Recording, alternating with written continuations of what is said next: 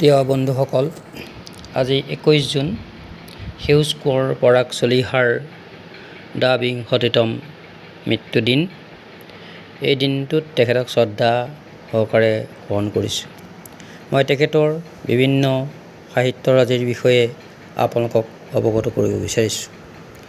পৰাগ চলিহাদেৱে অকল সমাজ তথা ৰাজনীতিতেই নহয়, সাহিত্যৰ ক্ষেত্ৰতো তেখেতে অভূতপূৰ্ব বৰঙণি আগবঢ়াই গৈছে। তেখেতৰ প্ৰথমখন বিখ্যাত গ্ৰন্থ অসমীয়া সংস্কৃতি আৰু সাহিত্য। এই প্ৰবন্ধ সংকলনখন 1973 চনত প্ৰকাশ পাইছিল।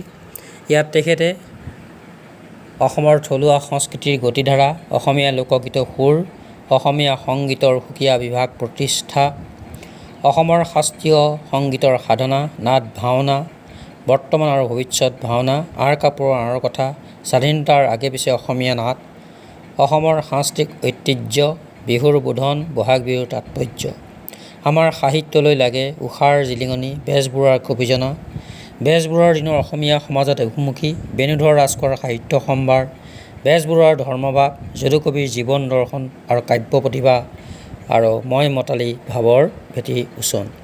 তেখেতৰ আন এখন গ্ৰন্থ প্ৰকাশিত গ্ৰন্থ আমাৰ সমাজত মূল্যবোধ। এই গ্ৰন্থখনত অসমীয়া সমাজ তথা অসমীয়া সমাজৰ বা বৰ্তমান পটভূমিত তেখেতে যি আৰ্থসামাজিক পটভূমিত তেখেতে ৰচনা কৰিছিল, আমাৰ সমাজত মূল্যবোধ, মহাপুৰুষীয়া যুগ ধৰ্মৰ তাৎপৰ্য আৰু আমি, মুখা তেতিয়া আৰু এতিয়া, গান্ধীজীৰ ধৰ্মভাৱ, ব্যক্তিত্ব বিকাশ, অসমীয়া যুৱক যুৱতীলৈ প্ৰত্যাহ্বান, স্বাধীনতাৰ 3 দশকত অসমীয়া জাতীয় জীৱনত অভিমুখী, অসমীয়া কথিত ভাষাৰ অৱস্থা, ৰাষ্ট্ৰভাষা প্ৰচাৰ সংগতি, হিন্দু মুছলমান সম্প্ৰীতি সাধনৰ অৰ্থে গান্ধীজীৰ সাধনা, পুলিচ আৰু ৰাইজ। তেখেতৰ আন এখন বহুমূলীয়া গ্ৰন্থ অসমীয়া জাতি ভাষা সংস্কৃতি গঠনত বিভিন্ন লোক সমষ্টিৰ অৱদান। এই গ্ৰন্থখন আচলতে এটা বক্তৃতা, দীঘলীয়া বক্তৃতা, প্ৰায় 100 পৃষ্ঠাৰ। দেৱভূঞা সৰণী বাৰ্ষিক বক্তৃতামালা তিনিচুকীয়াত অনুষ্ঠিত হৈছিল 1984 চনৰ 24 মাৰ্চত। এই প্ৰবন্ধত তেখেতে বিভিন্ন অসমৰ ইতিহাস, সংস্কৃতি, সাহিত্য, সমাজ সকলো দিশত তেখেতে আলোকপাত কৰি ৰচনা কৰিছিল। তেখেতৰ আন এখন গ্ৰন্থ অসমীয়া সংস্কৃতিৰ সুবান্ধ। ইয়াত তেখেতে অসমীয়া সংস্কৃতিৰ বিভিন্ন দিশ, অসমীয়া সংস্কৃতিৰ সুবান্ধ, পুৰণি অসমীয়া বুৰঞ্জীমূলক কাব্য, আহোম পৃষ্ঠপোষকতাত অসমীয়া সাহিত্য, অসমৰ পদ্য বুৰঞ্জীত স্বৰ্গদেউ ৰুদ্ৰসিংহৰ কথা, অংকীয়া নাটত থলুৱা উপাদান, বিহুগীত, বিহু ভংগীমা, উবন গাঁৱৰ মৰাণ বিহু, অসমীয়া সংস্কৃতিৰ বিপৰ্যয়, অৰুণোদয় দিনৰ শিৱসাগৰ, মধ্যযুগীয় অসমৰ চিকিৎসা ব্যৱস্থা, অসমৰ প্ৰাচীন কীৰ্তিচিহ্ন সংৰক্ষণ। তেখেতৰ আন এখন বহুমূলীয়া গ্ৰন্থ নিবন্ধ একবিংশ শতি। এইখন তেখেতৰ মৃত্যুৰ আগে আগে তেখেতে ৰচনা কৰিছিল। ইয়াতো বহুতো বিভিন্ন প্ৰবন্ধ ইয়াত আছিল। ইয়াত বিশেষকৈ অসমৰ গোপিং বিৰোধী আন্দোলনৰ পৰমখেদি, শিক্ষক আৰু ছাত্ৰৰ সম্পৰ্ক, পৰীক্ষাত দুৰ্নীতি প্ৰতিৰোধ নকৰিব কিয়, অৰ্ধ শতাব্দীৰ অভিজ্ঞতাৰে যৎকিঞ্চিত, ভাওনা বিশিষ্ট কলা কৃষ্টি, বেণুধৰ শৰ্মাৰ বুৰঞ্জী সাহিত্য ইত্যাদি বিভিন্ন মূল্যৱান প্ৰবন্ধ ইয়াত সন্নিৱিষ্ট কৰা হৈছে। তেখেতৰ আন এখন প্ৰখ্যাত গ্ৰন্থ চিত্ৰ বিচিত্ৰ। নিবন্ধ একবিংশ শতিৰ পিছত এইখন এখন বিখ্যাত গ্ৰন্থ চিত্ৰ বিচিত্ৰ। ইয়াতো তেখেতে লিখিছে কৃতিকবি পাৰ্বতী সত বৰুৱা, ব্যক্তিত্ব আৰু পাণ্ডিত্য পণ্ডিত কৃষ্ণকান্ত সন্দিকৈৰ বিষয়ে লিখিছিল। আমাৰ অধ্যক্ষজনা জ্যোতিপ্ৰসাদ আগৰৱালা আৰু অসমীয়া সংস্কৃতি, জাতীয় বীৰ পুৰুষ দেশভক্ত ফুকন, একাজলি শ্ৰদ্ধাৰ্ঘ্য লক্ষ্মীনাথ বৰুৱা আৰু লক্ষ্মীৰাম বৰুৱা আৰু আধুনিক অসমীয়া সংগীত, ফণু বৰুৱা, ২৮ বছৰ চিলমিল সোঁৱৰণি, হোৰাঞ্চনৰ আন এখন কৰ্মক্ষেত্ৰ গাৰো পাহাৰ, অম্বিকাগিৰি ৰায়চৌধুৰীৰ অৱদান, অসমৰ মঞ্চ জগতৰ ফণী শৰ্মা, বায়নৰ শৰাই পদ্ম প্ৰশস্তি, সেই আদৰ্শনীয় যুৱ নেতাজন। তেখেতৰ আন এখন গীতৰ সংকলন বনপোনাৰ মনগীত। এই গ্ৰন্থখনত তেখেতৰ বিভিন্ন গীতসমূহ ইয়াত সন্নিৱিষ্ট হৈছে। আৰু গীতসমূহক তেখেতে 5টা ভাগত ভাগ কৰিছে। এই ভাগকেইটা হৈছে মৰমী, শুৱনি, অসমী, উদাসী আৰু জননী। বনপোনাৰ তেখেতৰ ঘৰুৱা নাম। ডক্টৰ মহেশ্বৰ নেওগদেৱে মৰমতে তেখেতক এই নামটো দিছিল। তেখেতৰ এখন বিখ্যাত নাটক, সামাজিক নাটক সোণৰূপ নেওচি। এই নাটকখন ভাৰতৰ বিভিন্ন প্ৰান্তত প্ৰদৰ্শন কৰা হৈছিল আৰু অসমৰ পৰা ভাৰতৰ বিভিন্ন ঠাইত নাটখন প্ৰদৰ্শন কৰি জনপ্ৰিয়তা অৰ্জন কৰিবলৈ সক্ষম হৈছিল আৰু অনাতাঁৰ কেন্দ্ৰতো বহুবাৰ এইখন নাটক প্ৰচাৰ হৈছে। তেখেতৰ অন্যতম আন এখন বিখ্যাত নাটক 4000 বছৰৰ অসম। অসমৰ বিভিন্ন ৰংমঞ্চৰ উপৰিও ভাৰতৰ বিভিন্ন স্থানত ৰাজস্থান, দিল্লীকে আদি কৰি বিভিন্ন ঠাইত এই 4000 বছৰৰ অসম নাটক প্ৰদৰ্শন কৰা হৈছিল, য'ত প্ৰায় 150 ভাৱৰীয়াৰ প্ৰয়োজন হৈছিল। গীতে মাতে এখন অসমৰ 4000 বছৰৰ অসমখনক ইয়াত সুন্দৰ ৰূপত তেখেতে প্ৰতিভাত কৰিছিল আৰু য'ত মহাত্মা গান্ধী, বিষ্ণু ৰাভা, নৰকাসুৰ পৰা আদি কৰি সকলোৰে চৰিত্ৰ ইয়াত সন্নিৱিষ্ট কৰা হৈছে।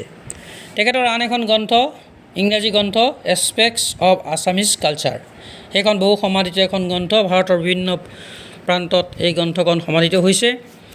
ইয়াত তেখেতে অসমীয়া সাহিত্য সংস্কৃতি বিষয়ত তেখেতে পাণ্ডিত্যপূৰ্ণ লেখা ইয়াত সন্নিৱিষ্ট কৰিছে আৰু অসমৰ বিভিন্ন সংস্কৃতিৰ বিষয়ত বা সাহিত্যৰ বিষয়ত এখন সুন্দৰ প্ৰতিচ্ছবি অসমৰ বাহিৰৰ মানুহক জনাবলৈ গ্ৰন্থখনে সক্ষম হৈছে। তেখেতে এজন সফল গীতিকাৰ তথা কবি বুলি আমি ইতিমধ্যে কৈছোঁৱেই। তেখেতৰ আন এখন বিখ্যাত গ্ৰন্থ অ' মোৰ চিকুনি দেশ। এইখন আচলতে এটা দীঘলীয়া এটা কবিতা। এই কিতাপখন তেখেতে ৰূপকোঁৱৰ জ্যোতিপ্ৰসাদ আগৰৱালাৰ নামত তেখেতে উৎসৰ্গা কৰিছিল। অসম সাহিত্য সভাৰ তেখেত এগৰাকী সম্পাদক আৰু 6বাৰকৈ উপসভাপতি পদ তেখেতে বহন কৰিছিল আৰু সেই সময়ত অসমৰ অৰুণাচল তথা নেফাক লৈ যি সমস্যা উদ্ভৱ হৈছিল, সেই সমস্যাৰ ক্ষেত্ৰত সমাধানৰ কাৰণে সাহিত্য সভাৰ ফালৰ পৰা এখন গ্ৰন্থ ইংৰাজী আৰু অসমীয়াত প্ৰকাশ কৰা হৈছিল। সেইখন হ'ল দি আউটলুক অন নেফা আৰু অসমীয়াত সীমান্তৰ সম্বেদ। দুইখন গ্ৰন্থ তেখেতে সম্পাদনা কৰিছিল আৰু ভাৰতৰ বিভিন্ন পণ্ডিত জৱাহৰলাল নেহৰুকে আদি কৰি বিভিন্ন বিখ্যাত ৰাজনৈতিক নেতাসকললৈ এই গ্ৰন্থ প্ৰেৰণ কৰা হৈছিল আৰু অসমীয়া মানুহৰ দুখ তথা সীমান্তৱৰ্তী ৰাইজৰ দুখবিলাক ইয়াত সন্নিৱিষ্ট হৈছে আৰু বিশেষকৈ অসমৰ ঐতিহ্য, অসমৰ সংস্কৃতি এই বিষয়ত বা উত্তৰ পূৰ্বাঞ্চলত কিদৰে সাংস্কৃতিকভাৱে বান্ধ খাই আছে এই বিষয়ত ইয়াত বিভিন্ন পণ্ডিতে এই গ্ৰন্থত প্ৰবন্ধ ৰচনা কৰিছিল। পৰাগ চলিহাৰ অপ্ৰকাশিত বহুতো লেখা আছিল, যিবিলাক লেখা এই অভাজন তথা মৈত্ৰলক্ষ্য শৰ্মাই সম্পাদনা কৰি উলিয়াইছিলোঁ। এখন হ'ল সেউজ কোঁৱৰৰ সৌৰভ। ইয়াত তেখেতৰ নাটক আছে, বিভিন্ন প্ৰবন্ধ আছে, গীত আছে, কবিতা আছে। প্ৰবন্ধসমূহ বাৰ্লিন মহোৎসৱ, চৌল চহৰৰ আভা, আমাৰ দেউতা মানুহজন, তীৰ্থযাত্ৰা 30 চনত, নিয়তংকুৰু কৰ্ম, চতৰ বিহুৰ ৰঙালী, কলিকতা, বিমল আভাত চলিহা, বিদায় বন্ধু ৰাজনীতিবিদ দীনেশ গোস্বামীৰ মৃত্যুত, শিৱসাগৰ কলেজৰ চমু ইতিবৃত্ত ইত্যাদি। ঠিক সেইদৰে তেখেতৰ বিখ্যাত কবিতা প্ৰান্তিকত প্ৰকাশ হৈছে নিৰাই কছাৰী, ইয়াত সন্নিৱিষ্ট হৈছে। লগতে আছে তেখেতৰ কবিতা সংহতি আৰু সম্প্ৰীতি, নৱযজ্ঞৰ বৰ্ণনা, পশ্যুত্তু শাৰদং শতম, সততা আৰু তেখেতৰ আন নাটক কুইনাইন নহয় শুকুতা। তেখেতৰ আন এখন সেইদৰে অপ্ৰকাশিত লেখাবিলাক প্ৰকাশ কৰি উলিওৱা হৈছিল মোৰ সম্পাদনাতে। সেইখন 2001 চনত। ইয়াতো তেখেতৰ নাটক আছে, সিপাৰে সেউজ কোঁৱৰৰ গীতবোৰ আছে, যিবিলাক গীত বনপোনাৰ মন গীতত সন্নিৱিষ্ট কৰিব পৰা হোৱা নাছিল, সেইসমূহ ইয়াত আছে। আৰু তেখেতৰ যিবিলাক গীতি আলেখ্য, সেই আলেখ্যখিনি ইয়াত সন্নিৱিষ্ট কৰা হৈছে। যুগে যুগে বিহু, ভোগালীৰ ভোগৰ সম্ভাৰ, নিয়তি পৃথিৱী আৰু মানুহ, ৰূপৰ কোঁৱৰ আহিল সৌৱা, বলিয়া বৈৰাগী, ঋতুৰাজ বসন্ত কোঁৱৰ আগমন, ৰংমন বিহুৰ সপোন, সাতবনী ৰঙালী বিহু আৰু কবিতাও ইয়াত আছে। গণবন্ধু জগন্নাথ বৰুৱা, শাশ্বত, মনত পৰিছে আজি, অসাধাৰণ, গুৰুপ্ৰসাদ বৰঠাকুৰদেৱৰ শ্ৰদ্ধাৰ্ঘ্য, মৰমৰ ছাত্ৰ যোগেন দত্তৰ ৰাজ্য ছাত্ৰ উপলক্ষে ইত্যাদি। পৰাগ চলিহাৰ বিভিন্ন লেখাসমূহ একত্ৰে সম্পাদনা কৰি ৰচনাৱলী যে প্ৰকাশ কৰা হৈছিল। এইখন সেউজ কোঁৱৰ পৰাগ চলিহাৰ ৰচনাৱলী প্ৰায় 1200 পৃষ্ঠাৰ। ইয়াত তেখেতৰ নাটক, গীত, কবিতা, প্ৰবন্ধ বিভিন্ন ইয়াত সন্নিৱিষ্ট কৰা হৈছে। আৰু পৰাগ চলিহাদেৱৰ জীৱনৰ বিষয়ে আলোকপাত কৰি এখন গ্ৰন্থ সম্পাদনা কৰা হৈছিল 1993 চনত এই অভাজনৰ সম্পাদনাতে। ইয়াত তেখেতৰ বিষয়ে লিখিছিল ধনী কবি বিনন্দ চন্দ্ৰ বৰুৱা, ৰাম গোস্বামী, ডক্টৰ চন্দ্ৰ কটকী, সৰোজ কুমাৰ অধ্যাপক, ডক্টৰ বীৰেন্দ্ৰ কুমাৰ ভট্টাচাৰ্য, চন্দ্ৰ বৰা, নৰেশ ৰাজখোৱা, উপাচাৰ্য জিতেন্দ্ৰ নাথ দাস, ডক্টৰ নিৰ্মল প্ৰভা বৰদলৈ তেখেতৰ ছাত্ৰী আছিল, উপেন্দ্ৰ বৰকটকী, অম্বেশ্বৰ চেতিয়া ফুকন, ডক্টৰ পৰাণ গগৈ, দীপালী বৰঠাকুৰ, গায়িকা কোকিলকণ্ঠী গায়িকা দীপালী বৰঠাকুৰে লিখিছিল।